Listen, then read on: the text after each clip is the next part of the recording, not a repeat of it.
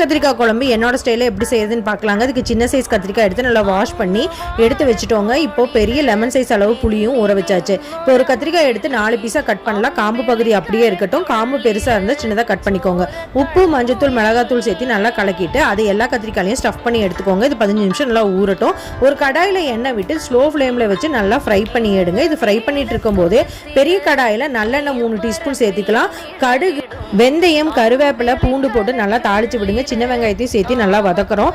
இது கூட உப்பு, மஞ்சத்தூள் சேர்த்து நல்லா வதக்கி விடுங்க. நல்லா வதங்கணும். தக்காளியும் சேர்த்து நல்லா வதங்கட்டும். மிளகாத்தூள் 2 டீஸ்பூன், மல்லித்தூள் 2 டீஸ்பூன் சேர்த்து நல்லா வதக்க போகிறோம். இப்போ இது கூட புளி தண்ணியும் சேர்த்திக்கலாங்க. தேவையான அளவு உப்பு, தேவையான அளவு தண்ணி சேர்த்து நல்லா கொதிக்க விடுங்க. 20 முந்திரி, அரை மூடி தேங்காயை நல்லா பேஸ்ட் பதத்தில் அரைச்சி அதையும் சேர்த்திக்கிறோம். இப்போ நல்லா கொதி வந்ததுக்கப்புறம் நம்ம ஃப்ரை பண்ணி எடுத்து வச்சிருக்க கத்திரிக்காய் இது கூட சேர்த்திடலாங்க. இப்போ ஃபயரை ஸ்லோ ஃப்ளேமில் வச்சுருங்க. 2 டீஸ்பூன் வெல்லம் சேர்த்திக்கலாம். கருவேப்பிலை சேர்த்திட்டு 20 நிமிஷம் கொதிக்க விட்டு இருக்கணும். சூப்பரான எனக்கு